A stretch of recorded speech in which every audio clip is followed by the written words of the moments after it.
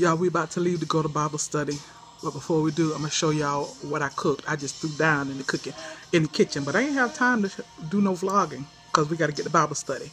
But I want y'all to watch this wow video that I started to doing. And then it got real funny at the end. So y'all stay tuned to the end because it's just too funny and too cute at the end. Okay, I done started eating, so it don't look presented so well, but that's some spinach, that's some cornbread, that's some yellow rice that I have hot sauce sprinkled on, and that's some smothered pork chops. Yes, she did that. Hi y'all, this is So Blessed. Welcome to the Blessed Place. How y'all doing? I'm driving, so I won't be looking at you, giving you eye contact. It's always real important to me when you talk to people, give them eye contact. But I am driving, so my eyes are on the road. So I'm headed out to run some errands, and I thought I'd just talk to you a little bit while I do that using my handy selfie stick. You'd think I was a spokesperson for them, but I ain't getting a penny, y'all. Anyways, but I do love this selfie stick.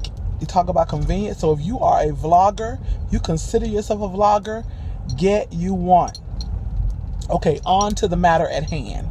Y'all, we're going to talk a little bit about people being in your life for a certain season. Now, one of my blessed ones, Mr. Sean Heineman, Never Again Ministries, he asked me, and y'all need to go check him out, check his channel out and get your life, especially those interested in relationship. Getting one, keeping one, sustaining one, being a blessing in your relationship, being that good wife, that Proverbs 31 woman.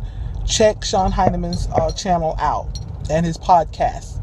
He and his wife, nurse. He's the doctor of love. She's the nurse of love. So anyways, he asked, how do I come up with my video ideas? So so this is kind of a 2-for-1. I'm answering a question from my question and answer video. And this is also a wow moment. So we'll get to the wow moment. But Sean, how I come up with the topics for my videos is basically real life experiences, things that I'm thinking about. Quite often I'm in the shower thinking. So because I'm always praising God in the shower and singing in the shower and thinking about my blessed ones or YouTube in the shower. So I'm always thinking of when things come to me. Basically now, I don't know, because I've been on YouTube about 7 years, you guys, that a lot of times just thoughts come to me. A lot of times I see things and first thing I think of is YouTube. I think about my blessed ones. I think about how, I could share this with them, or I could share this with, the world. So that's basically how this wow moment came about. Was I was looking at my analytics yesterday, and it was showing how I gained some subscribers and I lost some. And I gained far more than I lost. I gained something like 86 subscribers. This is like within, I think, a 90-day period. I did the analytics for 90 days. And I gained like 86 subscribers, but I lost about 26. And instead of rejoicing over the 86, which I do appreciate, I just got this sinking feeling in the pit of my stomach. Y'all know that sinking feeling, that comes to you when something is wrong or you're bothered by something or anxious about something. Well, I got this sinking feeling in the bottom of my stomach, like, who unsubscribed to me and why? And what did I do wrong? And I quickly had to snap out of it. I quickly had to tell myself that, Deidre, there is a season for everything. And for those particular people who, now 5 of those accounts were closed. Were just closed accounts. So I felt a little better. I said, oh, whew, okay, it wasn't 26 people that unsubscribed to me. 5 of them were closed accounts, but 21 of them did. So I was like, what did I do wrong? What do they not like about me anymore? Y'all, this YouTube stuff will play with your self-esteem. Even when you have very healthy self-esteem like I do. Those analytics will play with your self-esteem and comparing yourself to other YouTubers and all that. Okay, that's a whole nother video, a whole nother wow moment. I'm not going to go there yet. That's a whole nother wow moment, talking about comparing ourselves. But let's stay in the moment. So anyways, I was looking at my analytics, and like I say, 26 people unsubscribed, 5 were closed accounts, but I was dwelling on the 21 who, oh, and by the way, usually I try to keep my wow moments till about 5-6 minutes, but this will be a long wow moment, so I'm just warning you now because I got a little drive. So I was dwelling on the 21 people who closed their account or who unsubscribed to the Blessed Place, and I was wondering why. What did I do? How had I changed? How was I not fulfilling their need, basically? And I had to remind myself and snap out of it and say, first of all, Deidre, this is just YouTube. This is a big part of your life, but it's not all of your life. And then secondly, I had to remind myself that, and this is where the thought came from for this wow moment, was there's a season to everything. And you were just past their season, the people who unsubscribed. And I thought, how much better, how much easier, how much more joyful would our lives be if we all snapped out of it and realized that many people, places, things, situations, jobs, etc. are seasonal, are only for a season. And sometimes the revelation of that and the realization of that is harsh. Sometimes it can be harsh. It can be absolutely harsh to realize that the relationship you're in was only for a season, and that season has come and gone. And quite often, that relationship was not meant to be. Now, sometimes we can sabotage a relationship that might have meant to be longer or forever, and we can self-sabotage. But quite often, those relationships were past their season.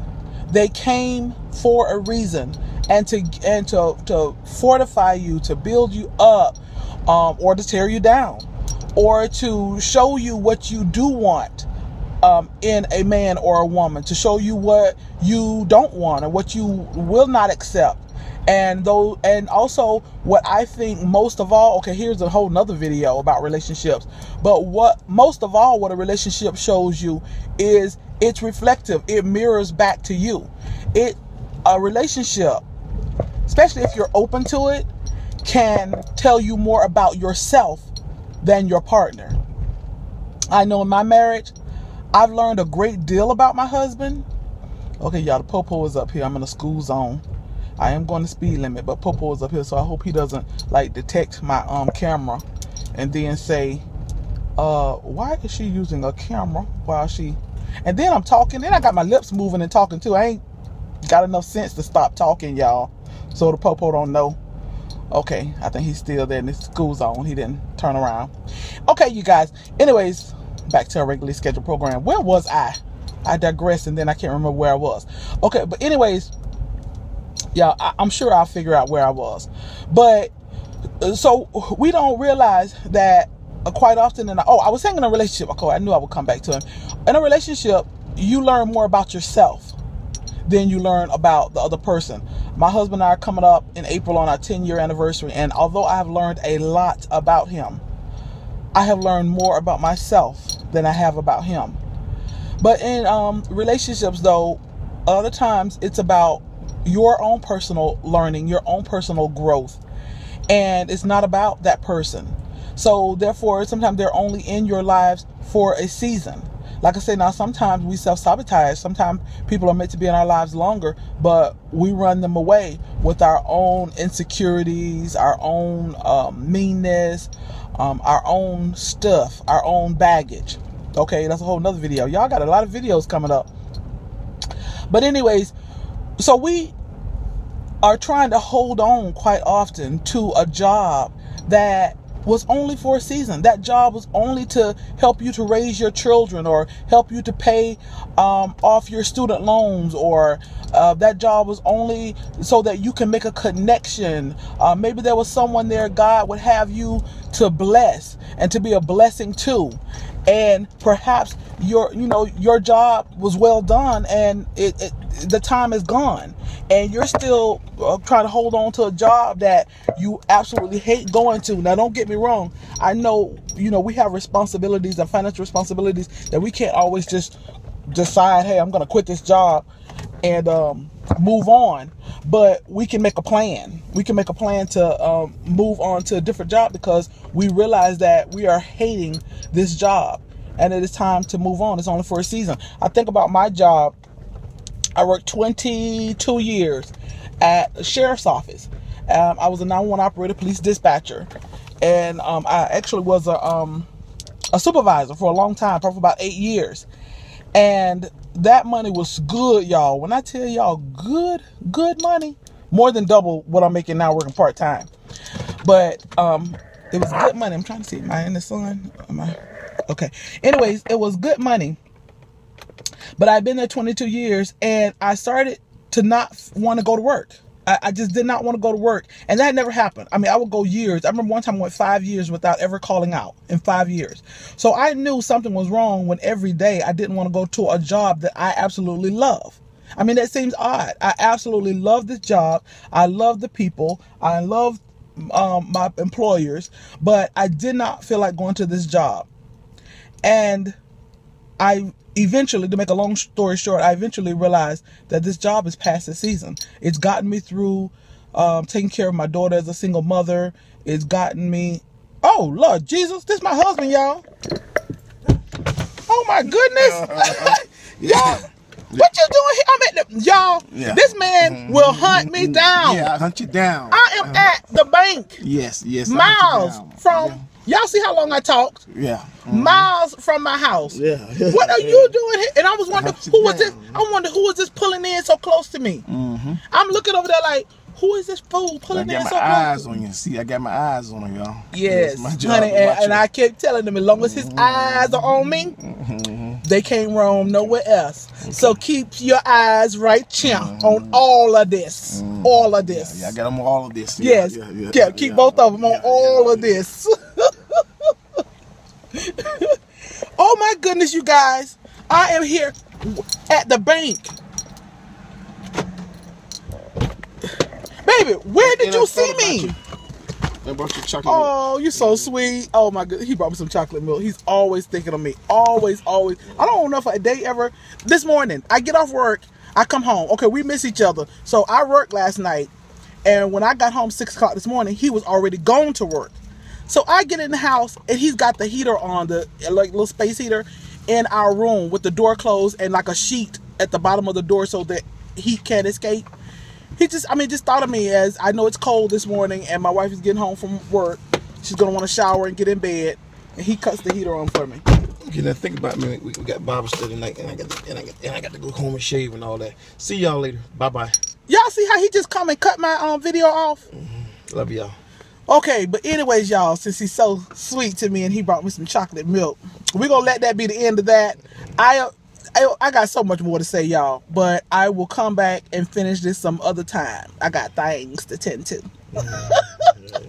I still got to go in the bank. I just got here. Okay, we'll go in the bank. All right, love y'all. Y'all be blessed. Say hello and bye to my peoples. Hasta la vista. Arrivederci. I'll be in a zane. Oh, see Lord. you later. He by language now, y'all. Yeah. Bye-bye. Baby, where you... Oh, I ain't turned off yet. Where you come from?